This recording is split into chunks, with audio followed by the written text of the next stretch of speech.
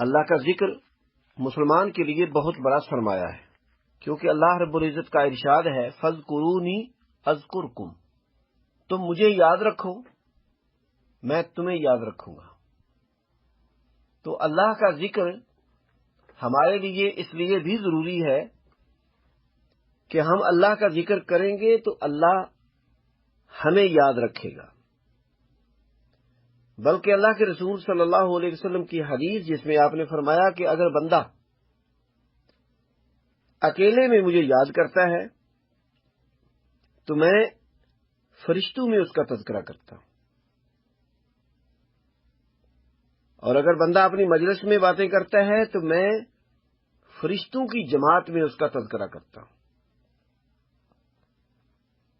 تو یقیناً ہم جب اللہ رب العزت کا ذکر کریں تو اس میں ہمارے ذہن میں یہ بات ہونی چاہیے کہ اس میں اللہ کی تسبیح، پاکیزگی اور حمد بھی ہے، اور اس لیے بھی تاکہ اللہ ہمیں یاد رکھے، اللہ ہمارا تذکرہ اپنے فرشتوں میں کرے۔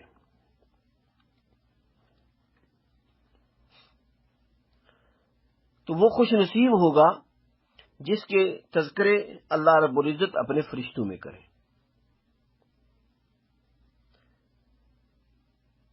ذکر کی بہت ساری صورتیں ہیں، ان میں سے پہلی صورت یہ ہے کہ انسان اللہ احکم الحاکمین کے اسماء اور صفات کو یاد رکھے، اللہ کے اسماء و صفات کو سمجھے، جانے، ان کا مفہوم سمجھنے کی کوشش کرے۔ اب اللہ احکم الحاکمین کے اسماء و صفات کو یاد رکھنے اور ذکر کرنے، اس میں پھر دو صورتیں آتی ہیں۔ پہلی صورت تو یہ ہے کہ انسان اپنی زبان سے اللہ تعالیٰ کے اسماء و صفات کا تذکرہ کرے۔ وَلِلَّهِ الْأَسْمَاءُ الْحُسْنَى فَادْعُوهُ بِهَا، اللہ کے اسماء و صفات کے ذریعے دعا کرو، اللہ کے تمام نام خوبصورت ہیں۔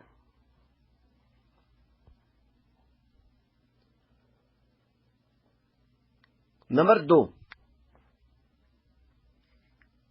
اللہ احکم الحاکمین کے احکامات،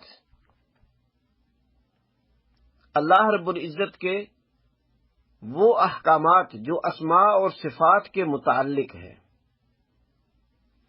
ان کا تذکرہ کیا جائے۔ پہلی چیز کیا تھی کہ انسان اللہ کے اسماء و صفات کو خود یاد رکھے، سمجھے، اور دوسرے میں یہ ہے کہ آگے لوگوں کے سامنے بھی اس کا تذکرہ کرے۔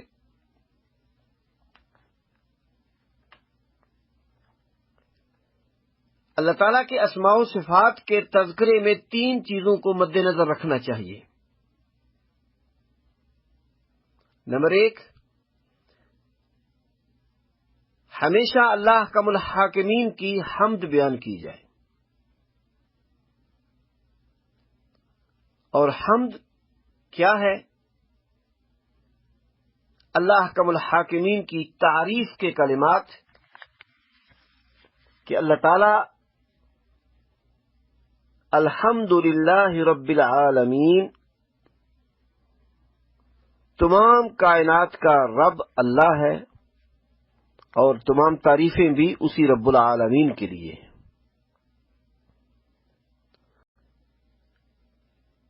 اللہ کی حمد بیان کرنا اور اللہ تعالیٰ کی بزرگی کے کلمات کا اظہار، ایک تو تعریف اور دوسرا اللہ کی بزرگی، اس کا اعتراف۔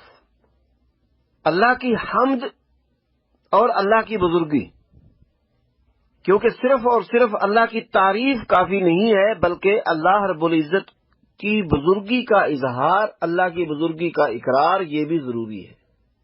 سورۃ الفاتحہ اگر دیکھا جائے تو یہ اللہ کی حمد پر اور اللہ کی بزرگی پر مشتمل ہے۔ اور تیسری چیز ہے اللہ کی ثنا بیان کرنا، اللہ کی تعریف کرنا۔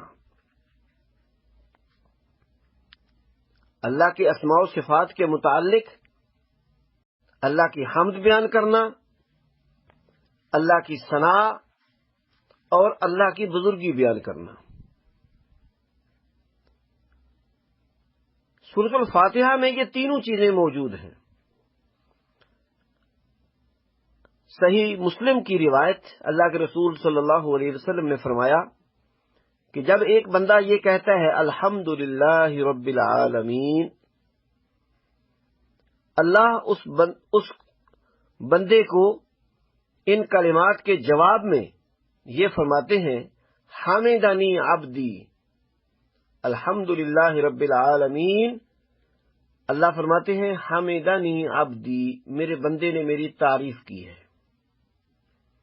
پھر بندہ کہتا ہے الرحمن الرحیم، وہ اللہ بڑا رحمان رحیم ہے۔ اللہ جواب میں فرماتے ہیں اثنا علی عبدی، اس بندے نے میری ثنا بیان کی ہے، میری تعریفیں کی ہیں۔ جب بندہ کہتا ہے مالک یوم الدین، تو اللہ فرماتے ہیں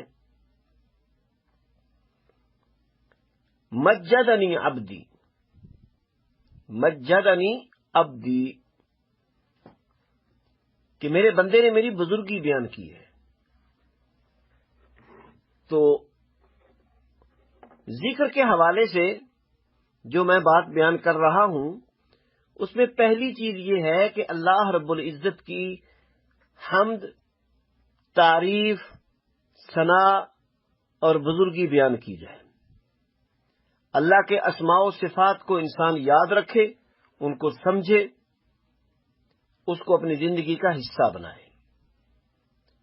یہ اللہ کا بہت بڑا ذکر ہے، اللہ کے اسماء و صفات کا تذکرہ، یہ بہت بڑا اللہ کا ذکر ہے۔ اور اللہ کے ذکر کی ایک دوسری صورت، اور وہ ہے اللہ رب العزت نے جن چیزوں کے کرنے کا حکم دیا، جن چیزوں کے کرنے سے روک دیا، انسان ان کو خود سمجھے اور خود عمل کرے اور آگے دوسروں کو بھی پہنچائے۔ اللہ رب العزت کے اوامر اور نواہی یہ انسان کی زندگی کا حصہ ہوں۔ جن چیزوں کے کرنے کا حکم دیا ان کو کرے، جن سے روکا ہے ان سے رک جائے۔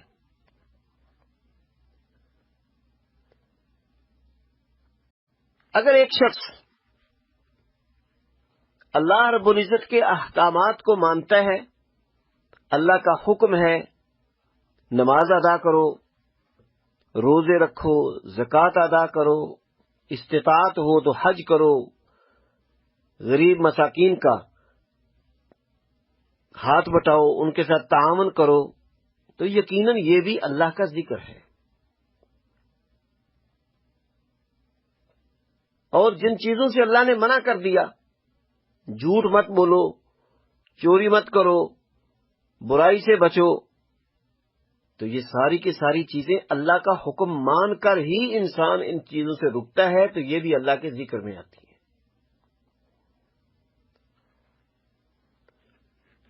اور یہ ذکر کی دونوں صورتیں، اسماء و صفات کا سمجھنا،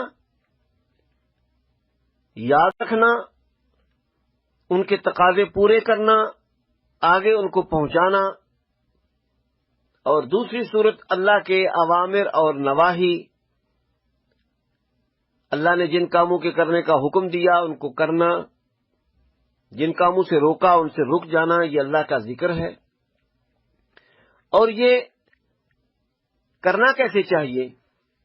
نمبر 1، پہلے نمبر پر تو یہ ہے کہ دل میں اللہ احکم الحاکمین کی عزت، احترام، مرتبہ، مقام موجود ہو۔ عقیدہ یہ ہو کہ میرا رب ہی ہر چیز کا خالق و مالک ہے، میرا اللہ بلند ہے، میرا اللہ سب چیزوں پر قادر ہے۔ تعریفوں کے لائق وہی ہے، دل میں یہ بات ہونی چاہیے۔ نمبر 2، زبان سے اس بات کا اظہار ہونا چاہیے کہ انسان اللہ رب العزت کی تعریف کے کلمے اپنی زبان سے بھی ادا کرے۔ اور تیسرا، انسان کا اپنے اعضاء سے بھی اس بات کا اظہار کہ اللہ کے احکامات کو مانے گا تو یہ اللہ کا ذکر ہوگا۔ تو یہ 3 چیزیں،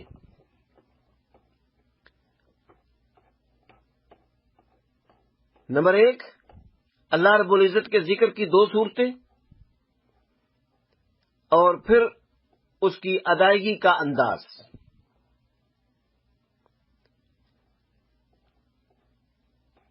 یہ انسان کو ہمیشہ یاد رکھنا چاہیے۔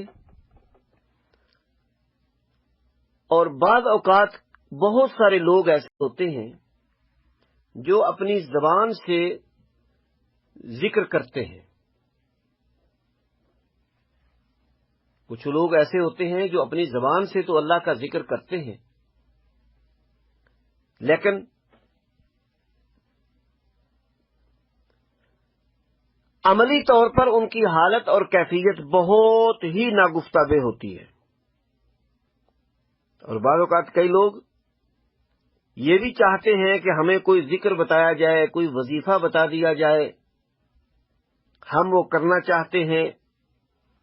ٹھیک ہے، اللہ کا ذکر کرنا چاہیے، لیکن اللہ کا ذکر جو ہے پہلے سب سے اس کو دل میں جگہ دیں۔ نمبر 2، زبان سے اظہار کریں اللہ کے ذکر کا۔ نمبر 3، عملی طور پر کر کے دکھائیں۔ جب یہ 3 چیزیں شامل ہوں گی تو انسان، ایک مسلمان جب اپنی زبان سے کوئی کلمہ نکالے گا، اللہ کی تعریف کا کلمہ، اللہ کی حمد اور مجد کا کلمہ، اللہ کے اوامر کو مانے گا، اللہ کے نواہی کو مانے گا، تو پھر وہ ذکر قبول ہوگا۔ ذکر کی مجلسیں برپا کر کے عجیب و غریب انداز میں، دھواں دھار انداز میں، شور شرابے کے انداز میں، کئی ذکر کے انداز اچھل کود کی صورت میں کوئی شخص عجیب حرکتیں کرتا ہے، اچھلتا ہے، کودتا ہے، زمین پہ لیٹتا ہے، وہ سمجھتا ہے کہ میں اللہ کا ذکر کر رہا ہوں۔